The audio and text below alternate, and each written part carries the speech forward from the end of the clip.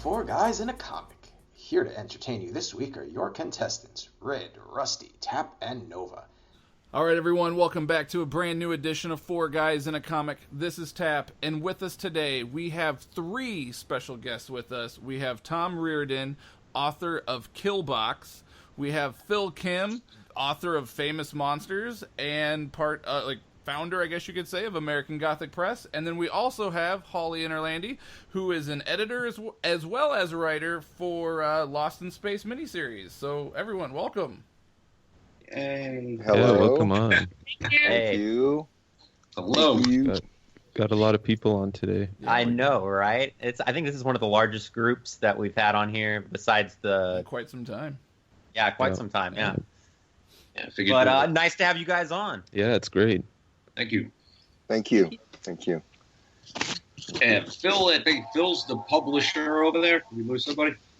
Mm-hmm. Okay. Yeah, Phil's publisher of Famous Monsters, and what did you write? What can you say you wrote at Famous Monsters, Phil? I don't write at Famous Monsters. Oh, I know. I publish. I actually wrote a few short stories, and I try not to use my superpowers for evil. So I let other people. Phil is actually the creator of a lot of our original comics at American Gothic Press. They were originally his ideas that other people fleshed out for him, so, including broken gun suits. Isn't there a comic on American Gothic Press called Famous Monsters, Phil, that you were writing? Oh no, it's Monster World. Yeah. Monster World. That's what it is. Sorry, that's what I meant. Man, I was okay. Do that one. I knew it was something. No. I was just looking at it earlier. It's okay. It's okay. Oh man. All right. Well, getting into this, let's have each one of you just tell us a little bit about yourself. Start with you, Holly. I'm editor-in-chief of American Gothic Press. I was hired on to be editor at Famous Monsters, but then when American Gothic started up, I hopped over and started doing that instead. I'm editor of all the titles we put out. I also adapt all the Lost in Space scripts that we're doing. And I did another adaptation. It's coming out of one shot. So basically, I live and breathe American Gothic Press and editing. Yeah, cool. How'd you meet these guys? Well, actually, when Phil and Famous Monsters were based in LA, because that's where I live, they're based in Tarzana, actually, and I found Famous Monsters on a newsstand, and I wrote a letter to the editor. And I came in for an interview, and I was actually hired on as a copy editor for Famous Monsters magazine. And that was back in 2011. So I've been actually with Famous Monsters, the company, for 5 years now. Very nice. Very cool. And yeah, and Tom just pitched his story to American Gothic, and we loved it.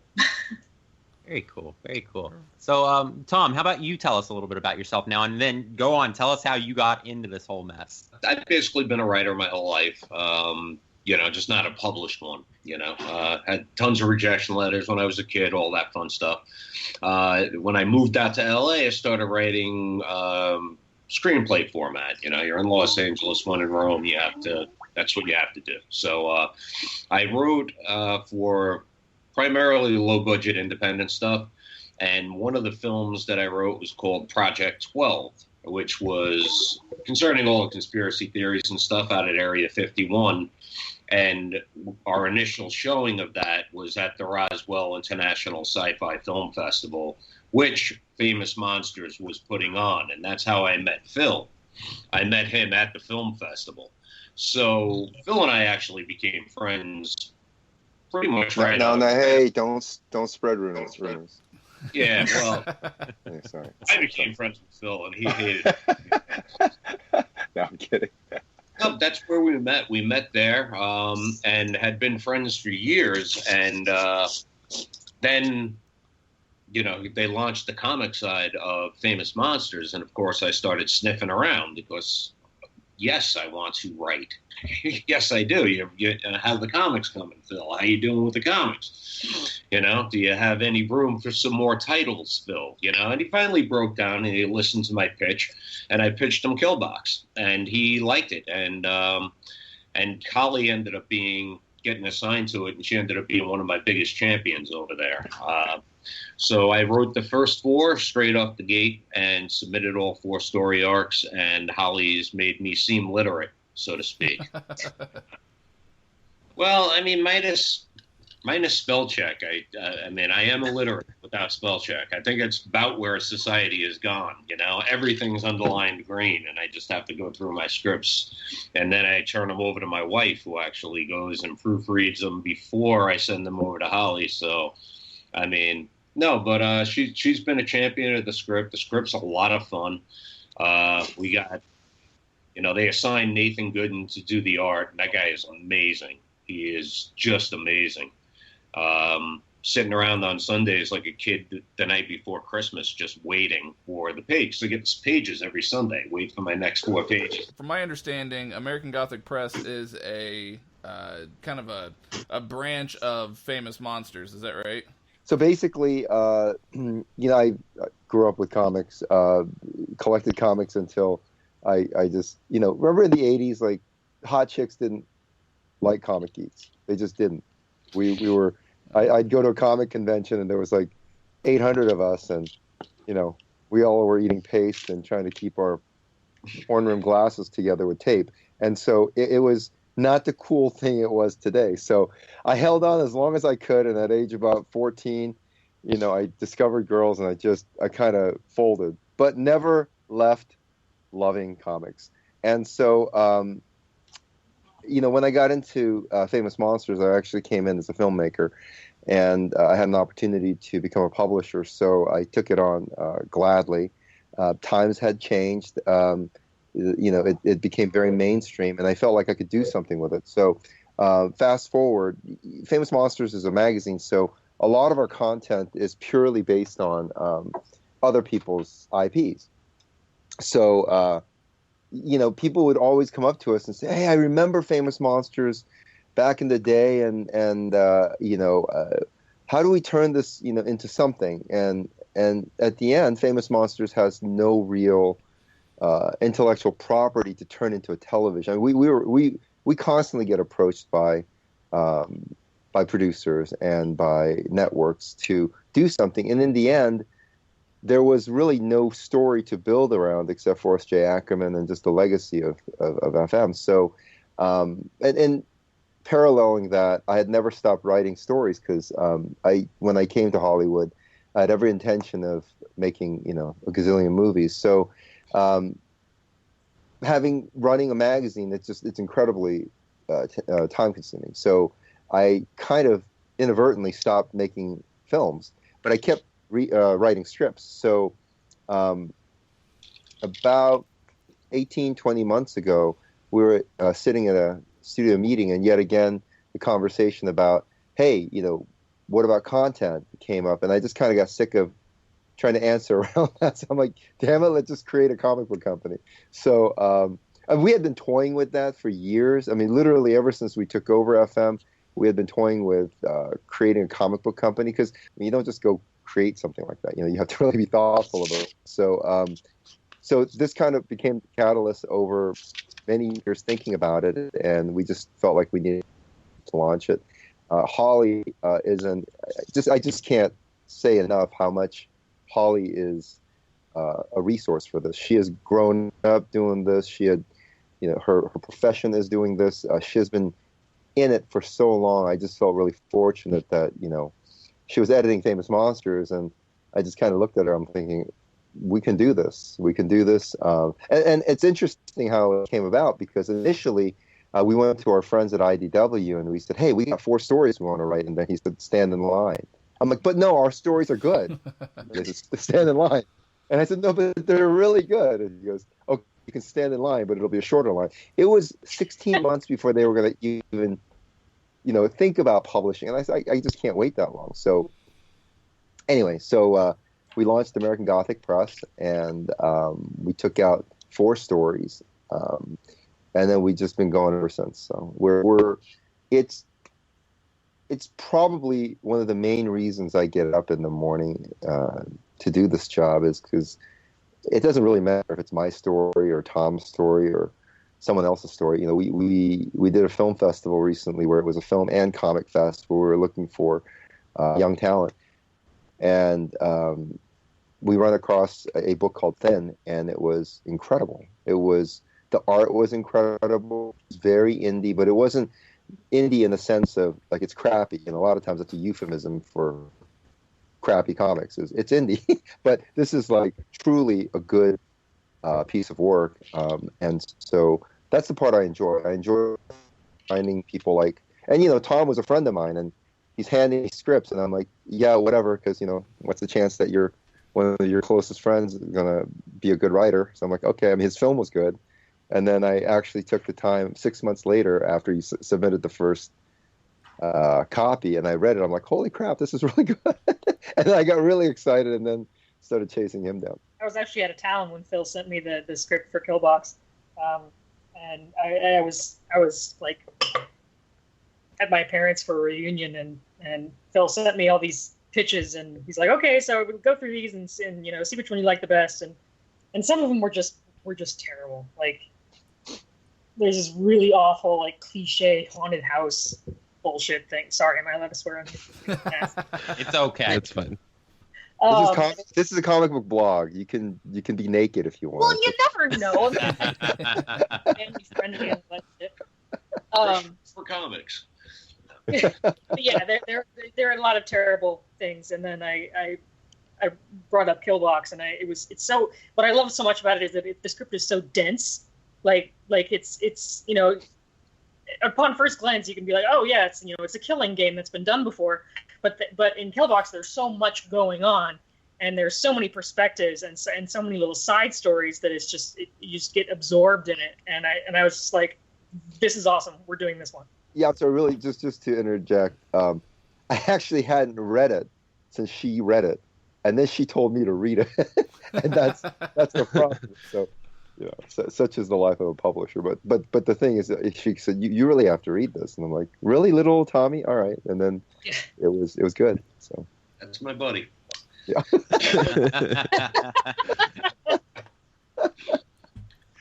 You know, familiarity breeds a lot of contempt. So.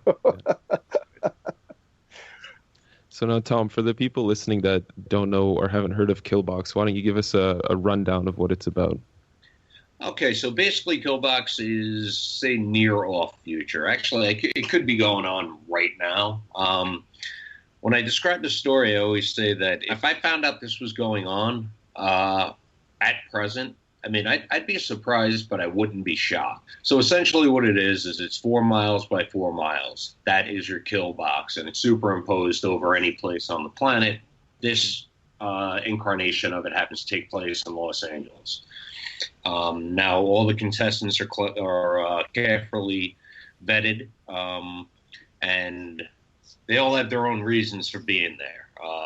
Our hero of issue 1 is Timothy Quire, essentially, and his kid has got leukemia, and he can't afford the treatments, and that's why he's entered the kill box.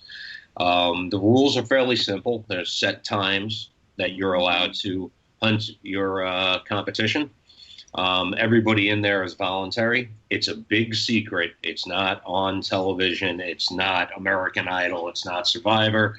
It's if you violate the trust of the people running the kill box, you'll immediately be executed. So it boils down to last man standing or last woman standing. There are men and women competing inside the kill box. Yeah, this is like Detroit's Got Talent, you know. It's like that. Sorry, Detroit. So we were fortunate enough to be able to read the first 2 issues of Killbox, and I have to say I absolutely loved it. I thought it was very well done.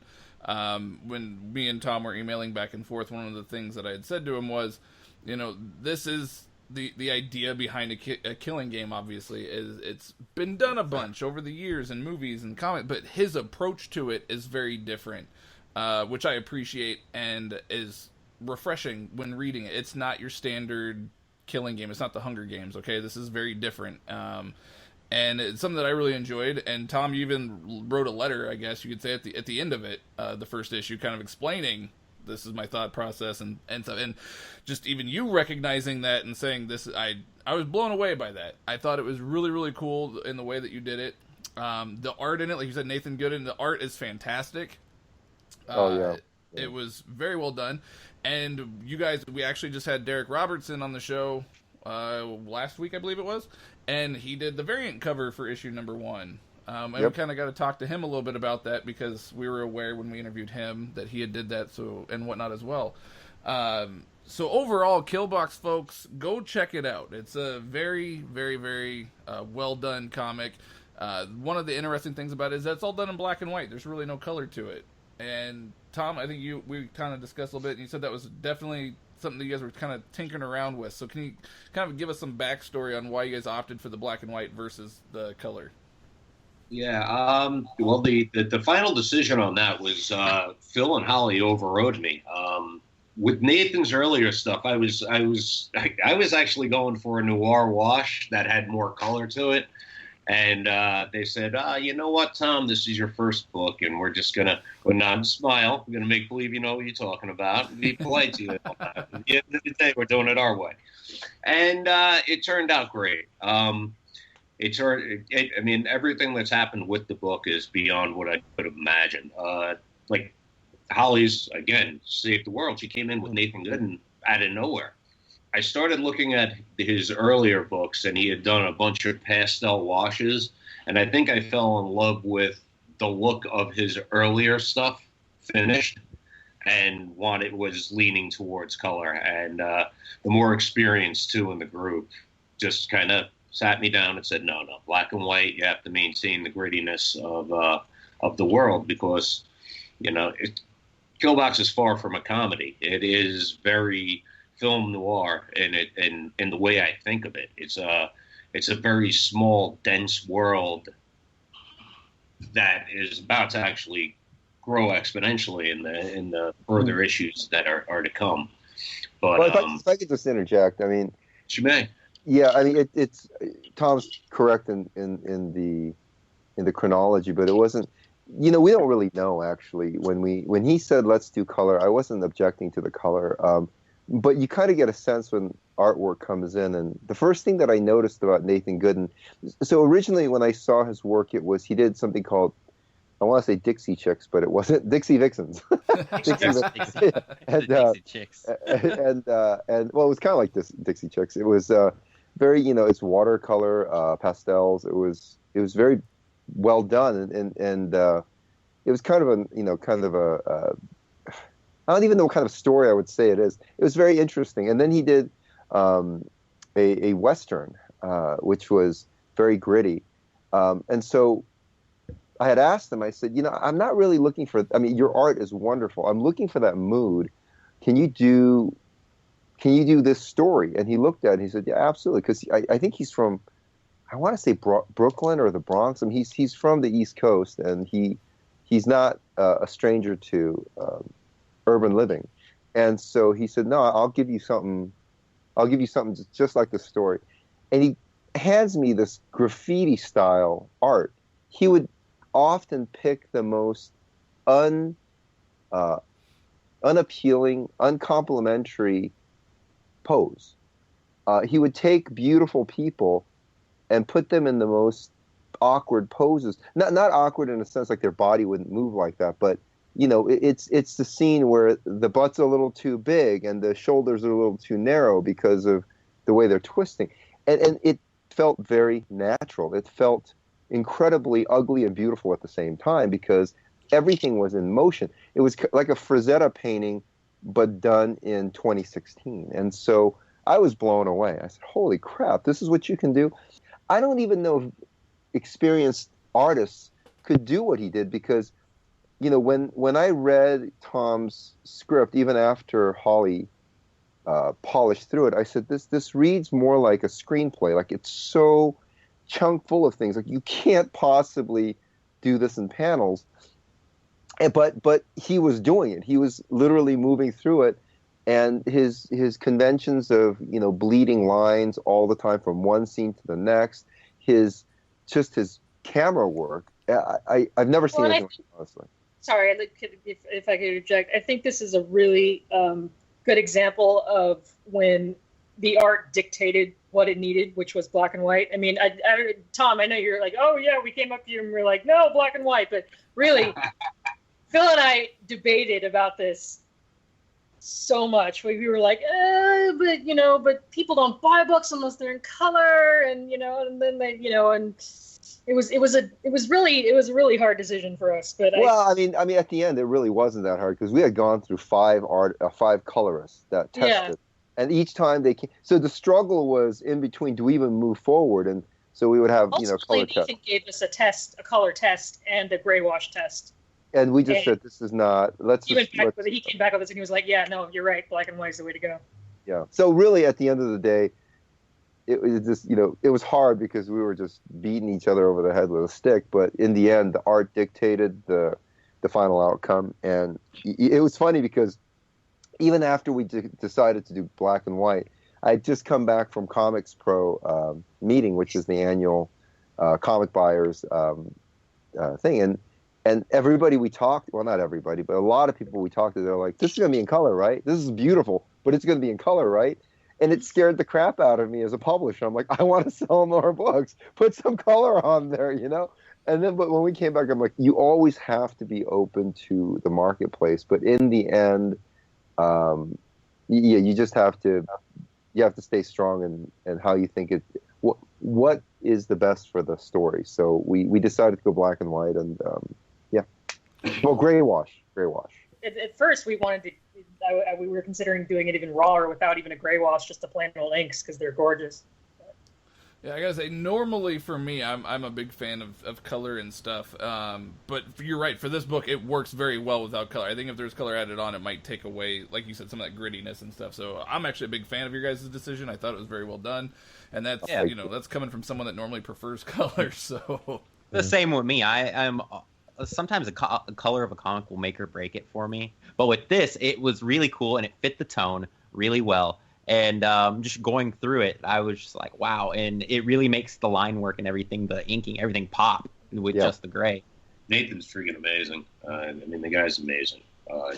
It was the honest thing for me to receive instructions from Phil to tell me to give him notes. I've received these pages that I could never do, not in a million years, and I didn't want to tell him to change anything. But Nathan and I worked pretty well together. We just began talking as the process was going on, so it wasn't a matter of me receiving the pages and then sending them emails back saying, well, I'd like you to address this, that, and the other thing. As questions arose. After about halfway through the first issue, though, he just started emailing me direct or texting me direct while he was working on the panels and saying, hey, I got a question about this. What do you think if I do this, that, and the other thing? And I think that really cut down on the congestion, so to speak, of having to go back and forth at the end of each 4-page sequence that came in. And for the most part, I didn't feel I needed to give much in the way of notes to Nathan. Yeah, I really didn't feel that way. Same to be said for Holly. She was really good at reading my mind or understanding where I was trying to take the story and how to rearrange certain scenes so they would work better for comics. Phil said earlier that it read like screenplay. And that was a big adjustment for me personally. It was moving from screenplay format and short story and novelette format into the comic book format, which is, it was pretty difficult for the first issue or two to push through that new format. I was familiar with it, but I wasn't fluent. I guess that'd be the best way. I wasn't fluent. I had a hard time getting into a groove writing that way for the first issue or so. She was great at walking me down that slippery slope and making sure I didn't fall for the duration of the book, actually. So thank you, Holly. So now, is this? I guess, is this going to be an ongoing series? Is this amazing? Because, I mean, obviously with the Killbox, you can create, different volumes, I guess you could say, of, different locations and whatnot. So how far out do you have this planned? I guess, can you tell us? Yeah, I mean, I mean, I'll jump in. It's an ongoing. It's going to be an ongoing series. The hope is that this will become a TV series or some kind of serialized. Okay. Yeah. Everything that we write, if you read it, have you read some of the other books? I have not. I've actually, the first I've ever read from American Gothic Press was Tom's work. I was not very familiar with it prior to. And then I started flipping through some of Monster World, not Famous Monsters. Flipping through Monster World, and I'm actually going to pick some of those up here later this evening on Comixology. Cool. I'm a big fan of monsters and horror and supernatural and that kind of stuff. Like, those are my favorite kinds of comics personally. So yeah, and that's kind of where we live. I mean, we don't do superheroes. Not that we wouldn't, but it wouldn't ever be from the point of view of, at least not in traditional ways. Right. We would like if superheroes were coming into our publication, it would be from a point of view of horror, or supernatural or some kind of paranormal or whatnot, or monster based. So, but the reason why I asked is because everything that we write and everything that we put together is really kind of the viewpoint of cinema or television. So for Killbox, we're writing it in 4 to 6 issue arcs. Each arc is, what would be an episode. Each arc would be what would be a completed film. So as far as Killbox, yes, we're going to go through all the terrible cities around the country and around the world. And one of the ideas is that, because obviously Tim is now on the run. Is he on the run by issue 2? Not yet. Not yet. No, not yet. I just read issue 2 All right, earlier. well, don't spoil it. So the point is that there's a thread. Our protagonists kind of break the tradition, and they're on the run. So they end up. I'd just like to say that Tom has sent us the next arc, and it's brilliant, absolutely, in the way that it doesn't rehash. Like a lot of sequels and continuations make the mistake of, it's like, oh, it worked before this way, so we're just going to do the exact same thing. And it's like, well, okay, whatever, I respect that. But this really doesn't. Like, you're in a totally different situation. The Killbox is in a totally different place. Not only that, but like the people who run the Killbox are in a different position. And the whole thing is just, it's just twisted, and it's amazing. I like the second arc even better than the first arc, which is not something I can say for a lot of comic books. Awesome. So. But guaranteed the third arc will suck. It'll just drop off. Yeah. That'll No. Hey, I've already got issue 9 written. So. Okay, well, there you go. No, so basically how the story will probably end up going is we visit, each arc visits a new Killbox, but then it kind of culminates into a super challenge at the end. And not in so much of a way of like, Assassin's Creed or kind of video game, but it'll culminate into, I don't want to say too much, because if you read issue 3 and then especially 4 at the end, you'll realize it kind of really goes into a much broader and larger world. And so that's part of what I love about it so much is you read the first 2 issues and you're like, okay, killing game, yeah, this is awesome. This is uber violent and intense and urban. And then you get to that point in issue 3 and you're like, whoa. Yeah, well, and it's interesting. It's interesting because we've already been in some pitch meetings with producers on this, and they're like, "We don't know how to take this really big on the television screen. Can you keep it small? Can you just?" So it's interesting because what people want in television. I shouldn't say small. They wanted more rudimentary. They don't want it like sprawling. So what's interesting is what works in comic books don't often work in on television. So, like, if you look at, let me ask you guys a question. The Walking Dead. Did you guys like it as a comic before it became a book, or before it became a TV show? I mean. Yep. Yeah. You did. Nova. Yeah. You did. How about you? No, I wasn't really that big into it prior to the show, honestly. I saw the show and then slowly got into it from there.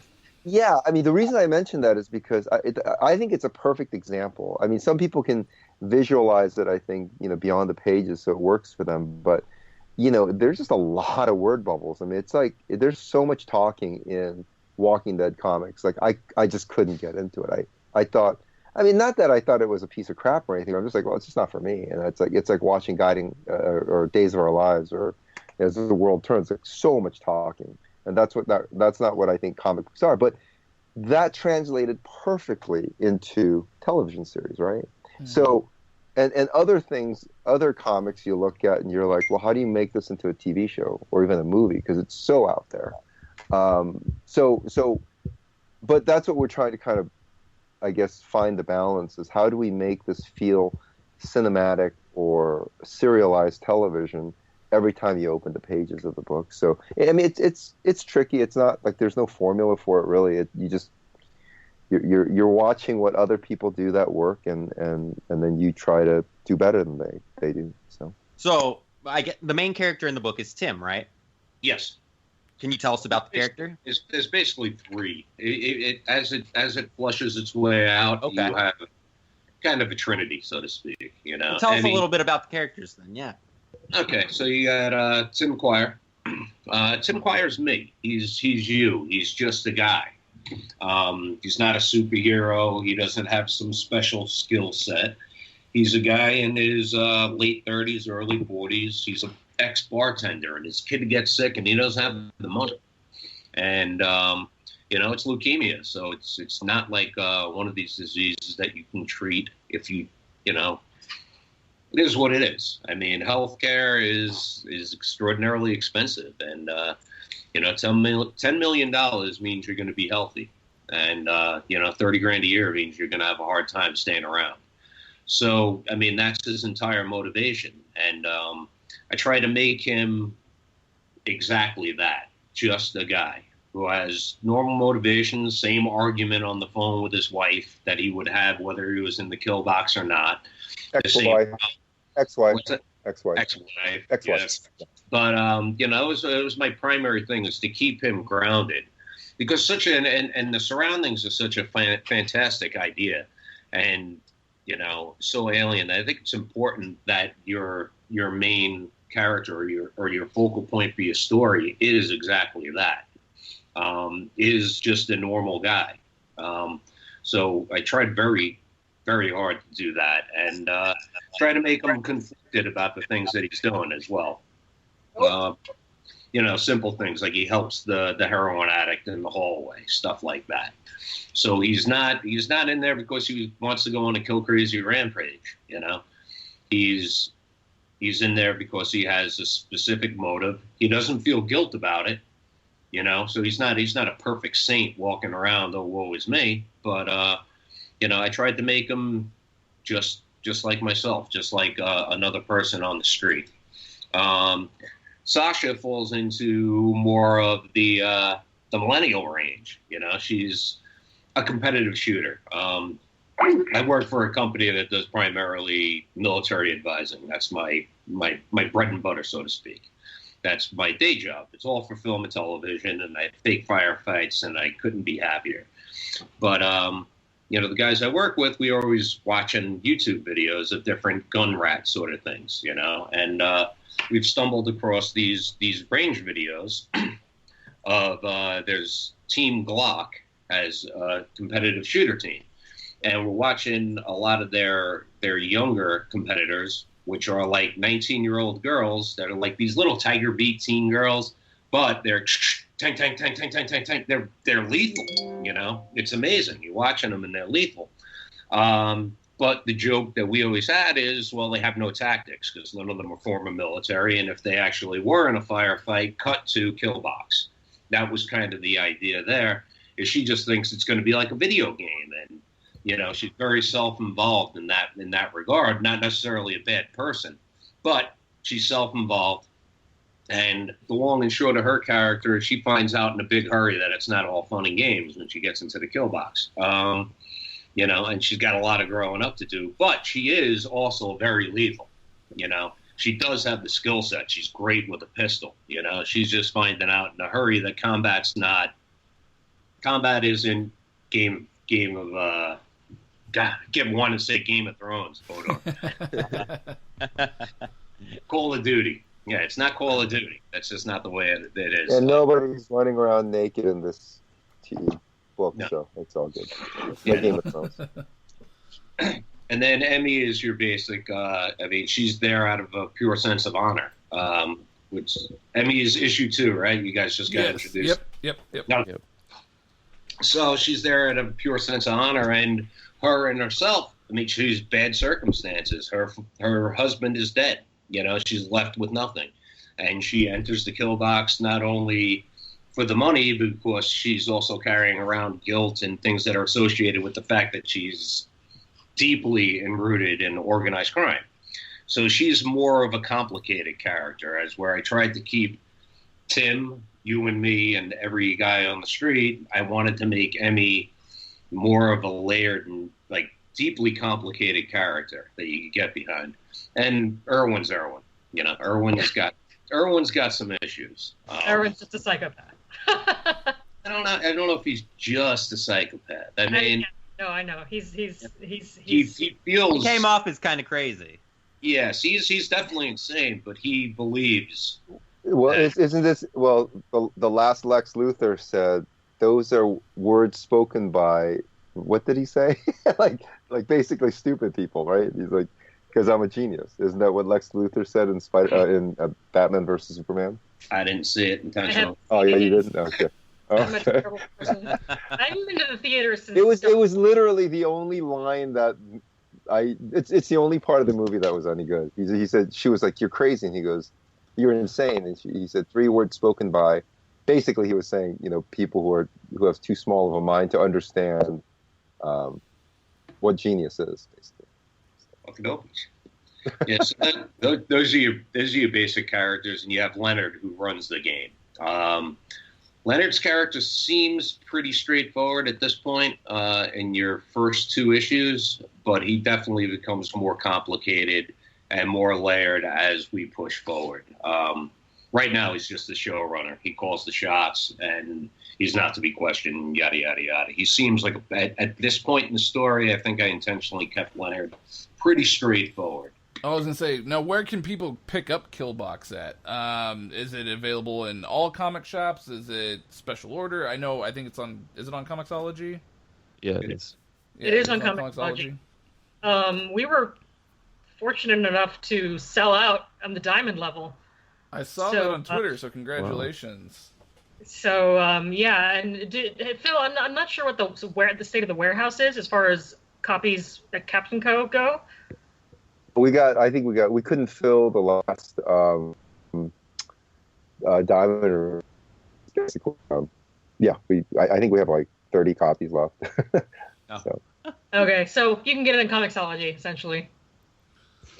And issue 2, if you X your, or issue 2 and 3 going on, if you X your local shop to just add it to your pull list, it'll show up. It's just got to be part of the diamond order in advance.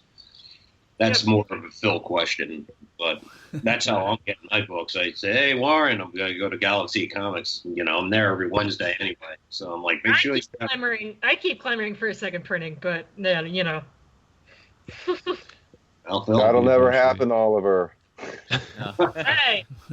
It'll never happen, Oliver. No, right? well, part of it is because, people are paying... It's cool to see a completely unknown writer with a completely unknown artist with a new imprint that's not even a year old, to have a book like this sell out. And I want the people who invested in this book to feel like they can trust us. So I only have 30 copies, but I hope these books go to $500. I hope people make money on the secondary market, and I hope they can trust that, that's the kind of company that we are. So. Now, is there plans for collected editions in the future? Yeah, of course. Paperbacks? Yeah. Okay. Yeah. And Nova's It'll be mostly child photos of Tom Reardon, but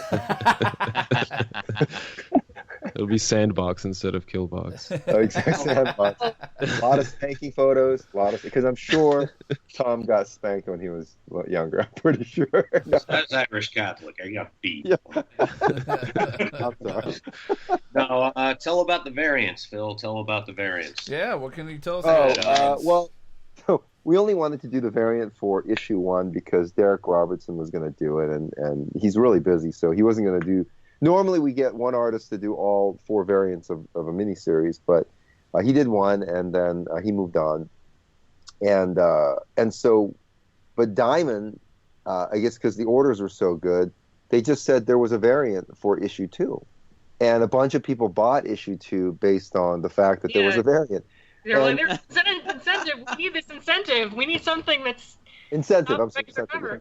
Right. So I get an email or call actually from Diamond, maybe an email or call. Anyways, they're like, well, where's the incentive? I'm like, well, what incentive? Well, the incentive. And I said, how can you solicit an incentive when I didn't give you? And there was some confusion, I guess. Yeah. Anyways, I still don't know what happened, but apparently there was some miscommunication on our part too, and so it wasn't completely on them. And I'm like, oh, so I'm calling. We're fortunate enough to have.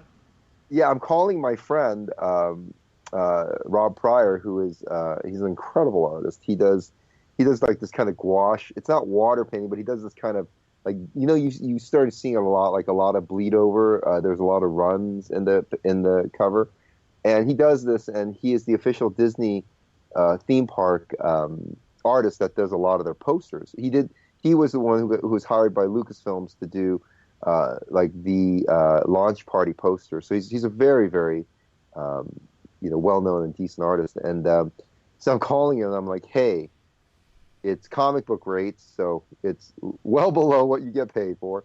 You got 4 days. I said, you have 4 days, and can you do something original? And they got to look like this, but I want them to look human because he does very photorealistic stuff. So he paused. Very fast. Yeah, he paused and he's like, sure. And then he goes back and he craps out this amazing cover, and I was like, oh, it's better than when I give you more time. So from now on, I told him I'm just going to give him 4 days. That's it. But it is a very, very amazing cover, and. For issue 3 and 4, there will not be any variants because we corrected that. But for issue 2, there is. It's a really good piece of work. So. Awesome. Now I wanted to ask, what kind of comics did you guys read growing up, or what are you reading now, for that matter, if you are? Me?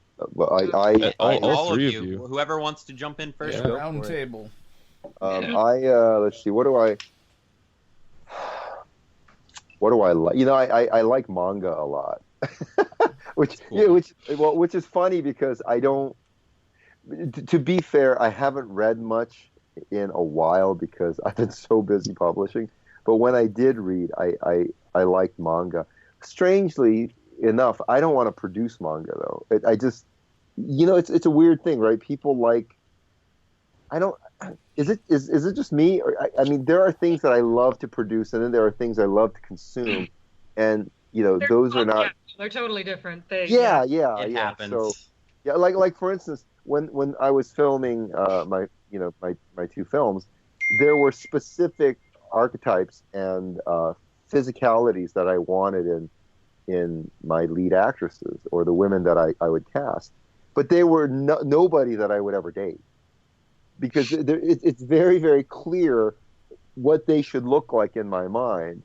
And I would write, fairly unpleasant people. And so, maybe it's cathartic from like all the girls that I didn't like in high school. That's who I was casting. But the point is, like, it's a different thing than, somebody that I would. That's why I always laugh because you see a lot of like young fledgling actresses. They date like producer friends of mine, and they think they're going to get somewhere by dating this guy. And I'm like, he's not looking for you. He's looking for somebody else on the screen. Like, you're never going to get a job doing. So it's like from the inside, you look at it and you're like, it's not going to get them anywhere, right? But anyway, I digress. But it's so I like manga.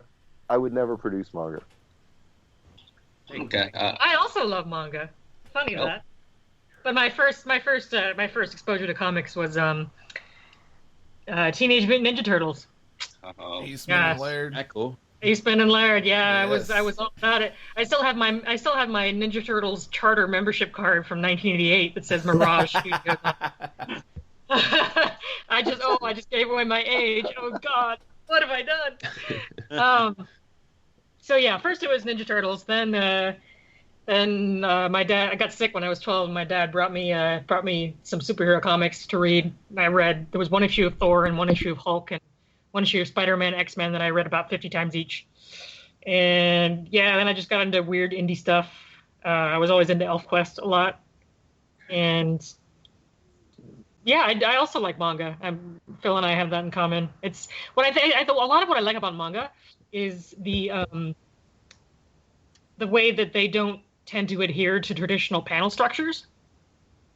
The way that a mangaka could, in order to, to indicate like something really sudden, or like a speed across the page, they'll just have these little itty bitty like diagonal slashes, like just going all the way across, which is really effective, and it's not something you see in American comics a lot. So it's pretty experimental, and I enjoy it a lot.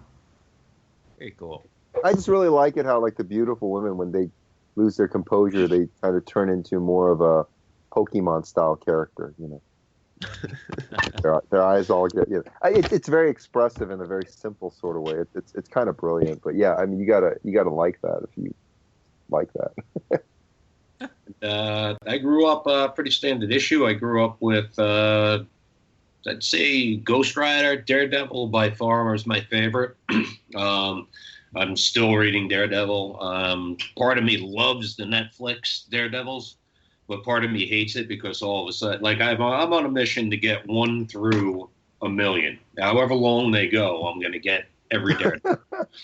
Not We have Daredevil. that series that we have to have every issue of, yeah. So we need people to buy a lot of Killbox. Okay, we need to sell a lot of Killbox for Tom to do this.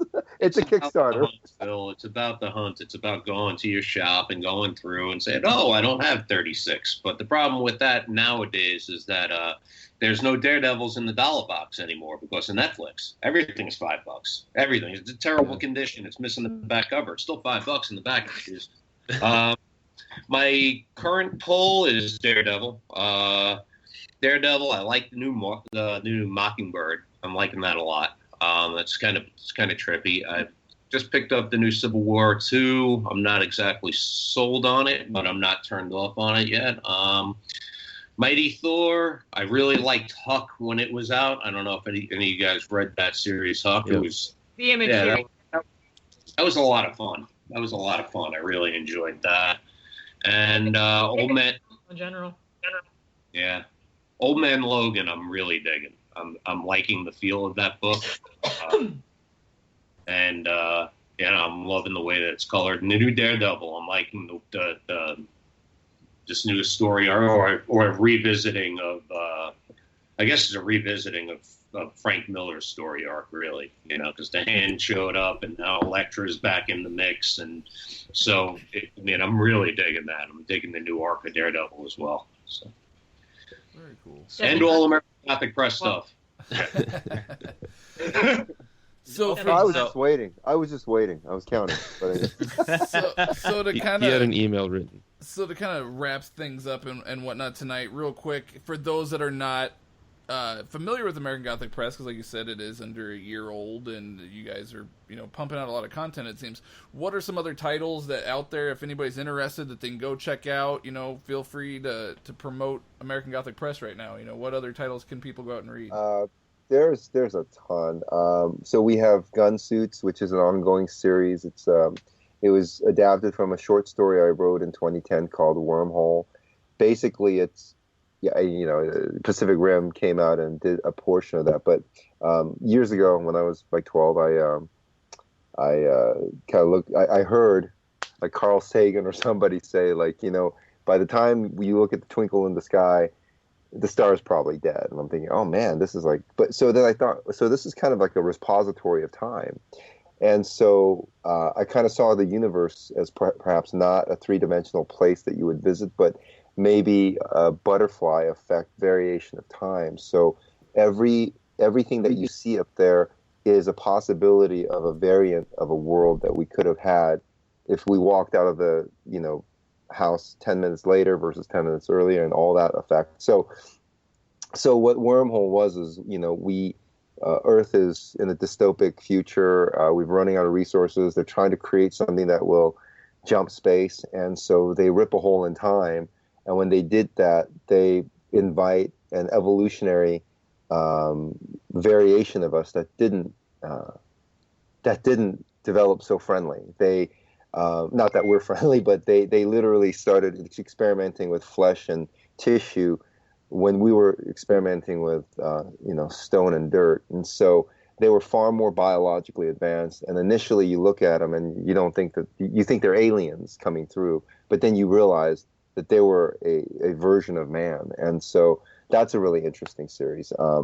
Yeah, we have a new one-shot of Gunsuits coming out in July that is actually an adaptation of Wormhole, which is really, it's called Gunsuits Alex, and we're really excited about it. Dennis Calero did the art for it, and he gave us this sort of crazy, like, photographic, almost National Geographic kind of style for the art, which makes it really look like a historical documentary, except there are these tentacle monsters. So it's really cool. I'm really excited about that. So then we've got that, and then we've got Born Home, which is actually one of my favorite stories. It's a sleepy. Born Home. It's so hard to describe, I think, is the problem. There's so much. Yeah, well, basically what Born Home is it's the year 3535, like the song, I guess.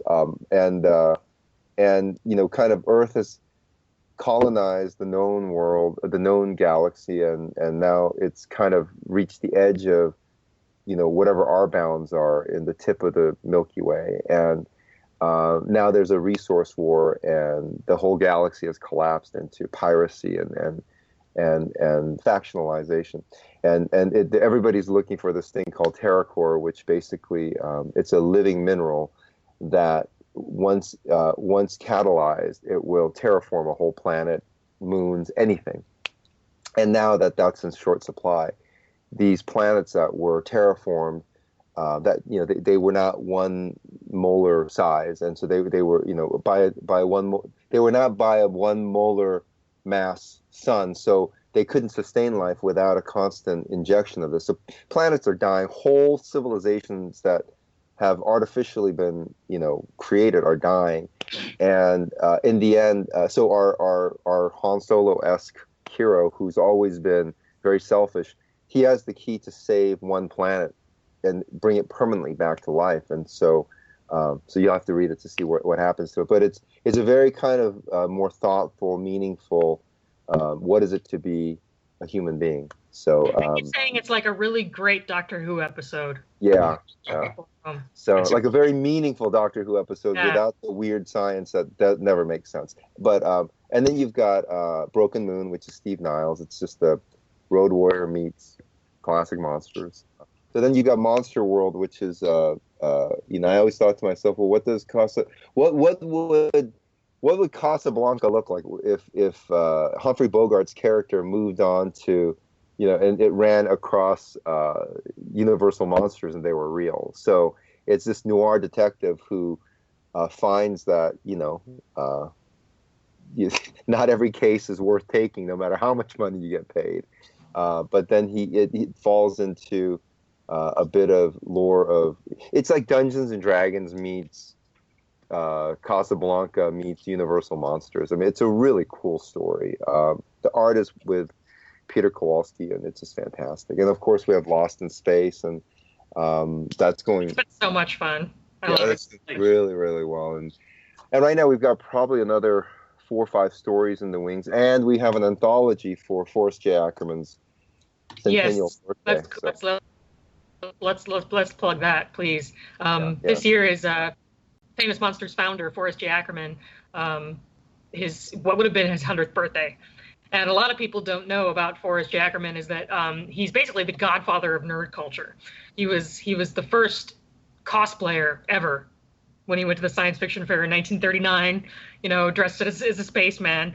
He was a literary agent to a bunch of amazing science fiction writers like Bradbury and people like that. He was at the very first Comic-Con. He fostered this community within weird people who liked weird stuff, in addition to editing Famous Monsters, which was a haven for a lot of people a lot of filmmakers really who didn't feel like they fit in with mainstream interests. And this year would have been his 100th birthday, and to honor him, we're putting together a big anthology of graphic stories, graphic short stories. Really, they're comics. A few of them are prose with illustrations, but they're basically all imaginative science fiction and horror stories that Forey would have been proud of. And to wrap it all up, we have as a company, we have a relationship now with History A&E, and we are doing 3 conventions a year for the History Channel based on, it's called Alien Con, and it's all based on science fiction. No horror, strangely enough, but all science fiction. Anything from Farscape to Star Wars to Doctor Who to anything that had aliens or space travel. That's our. So it's really to also honor ancient aliens. So where are you guys at, basically? Where are we located? Yeah. I am in Omaha, Nebraska. Ah. I'm in Denton, Texas. It's right outside of Dallas. Oh, nice. Yeah, I'm in Toronto, up in Canada. Oh, wow. So, okay. yeah. All right, cool. Well, you guys are. Well, there's going to be one in every part of the country. Well, there's one in the East Coast, one in the West Coast, and one in the Midwest South. So, hopefully you guys can make it to one of those times. Yeah, no, it sounds like a lot of fun. Sounds like it would be a good time, yeah. Yeah, you guys can podcast out of there. We'll treat you well as our guests. So awesome. Do you guys know? Do you have any dates or anything for those upcoming? Yeah. The first one. The first one is going to be in October of this year, but that one's in Silicon Valley in California. So okay, yeah, we have lots of big guests coming out, and it's the pre-sale numbers are it's broken all of our records. So it's also because History Channel's like advertising this daily throughout, it's to 33 million people, so you're going to get some good feedback. That's fantastic. Well, Tom, congratulations on Killbox. It sounds like it's doing fantastic. Hopefully, that trend continues. I definitely want to read more, so I'm very excited for you. And to, Phil and Holly with your guys with American Gothic Press and Famous Monsters. Sounds like you guys are doing a lot of real big stuff, and congratulations to you guys as well. Well, thank you. Thank you. It's very exciting. Yeah, hopefully we can have you guys back on in the future, and we can discuss some more and have some more updates. Absolutely. Let us know anytime. Oh, fantastic! Yep. Awesome. Thank you for having us. I really appreciate it. Absolutely. Oh yeah, no, thank you. It's great. Yeah, thanks for taking the time. Yeah.